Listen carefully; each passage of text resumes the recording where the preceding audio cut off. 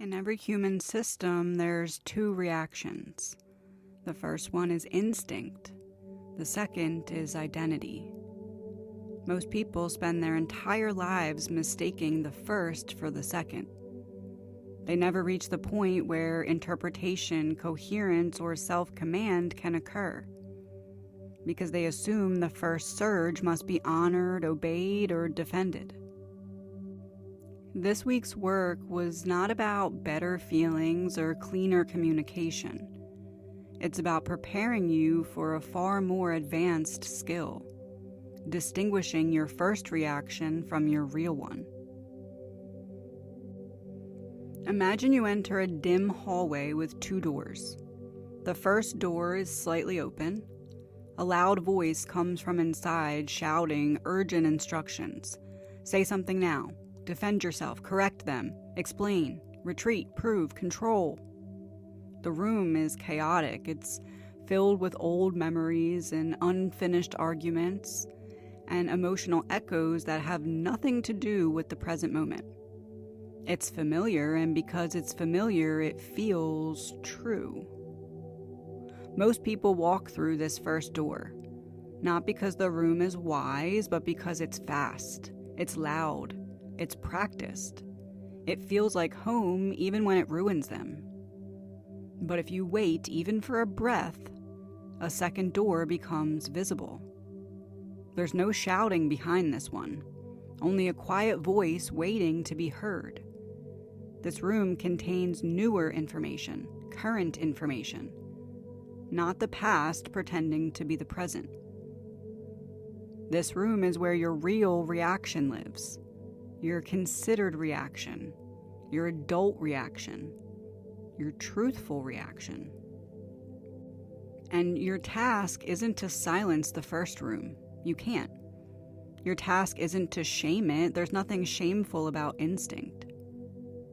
The task is simply this: don't mistake the first door for the right one. In psychology, we refer to this as the difference between the effective reflex and the integrated response. The reflex fires quickly. Its job is self-preservation. Its data is old. The integrated response emerges only when information moves upward through the system. Its job is accuracy. Its data is current. Your life doesn't change when your instincts improve. Your life changes when your second reaction becomes stronger than your first. That's the moment of true maturity, when the second door becomes your default.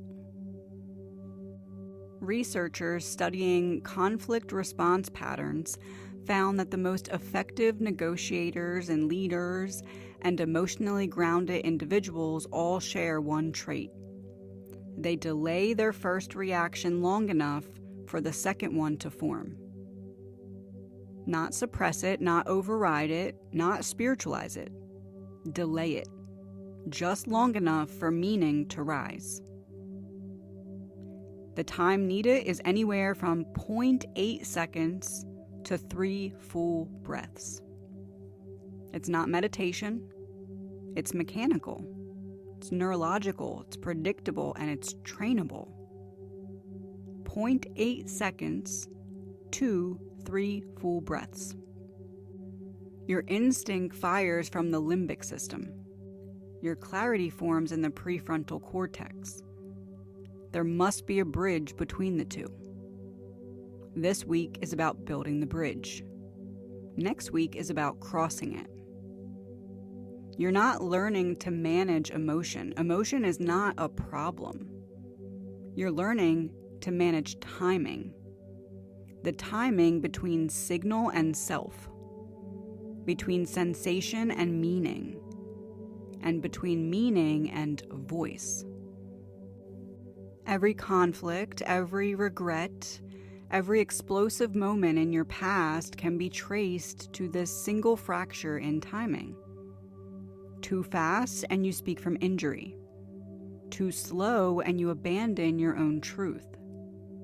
The bridge teaches you the middle.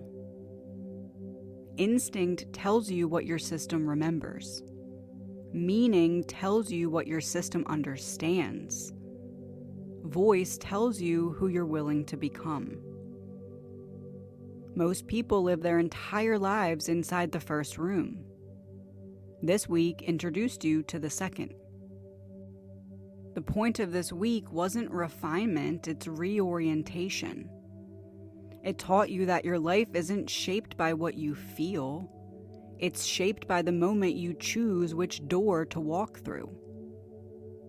If you can master that one moment, not perfectly, but consistently, you become a different kind of person. A person who responds from identity, not impulse. A person who can hold truth and still choose how it becomes action.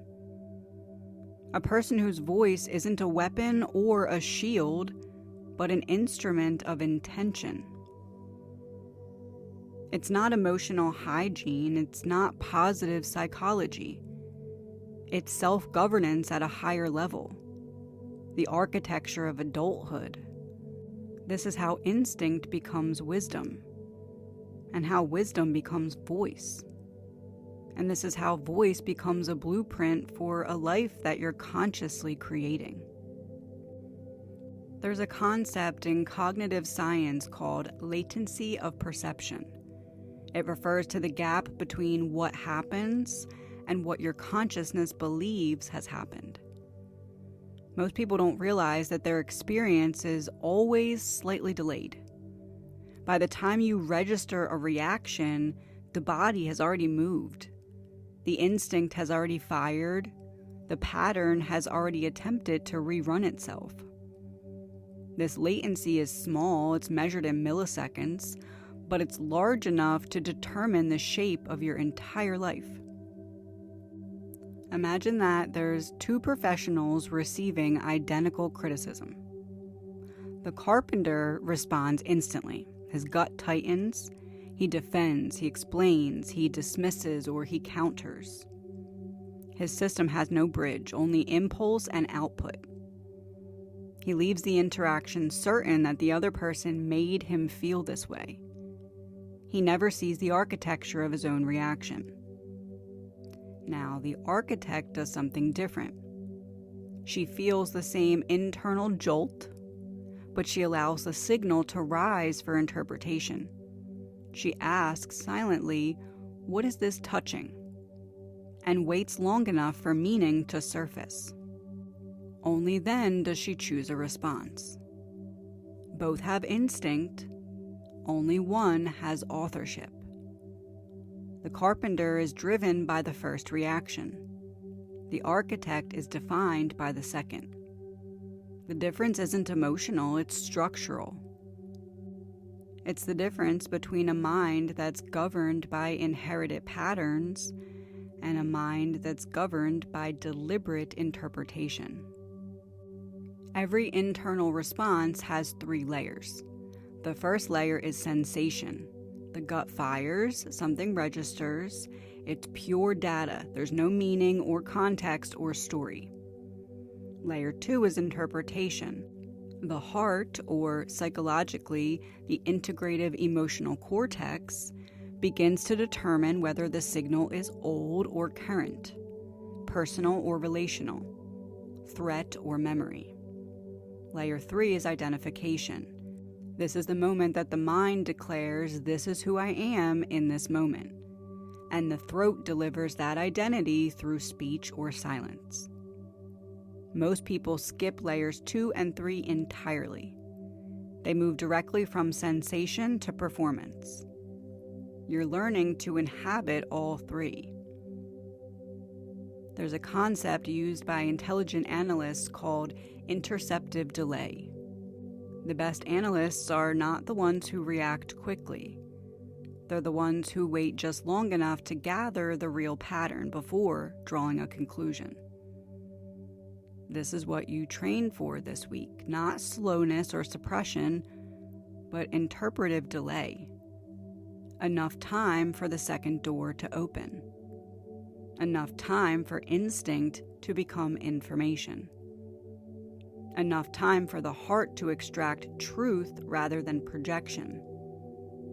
enough time for the voice to deliver identity rather than fear. Even when you master this sequence, the gut will still fire first. The instinct will still jolt you. The old room will still show.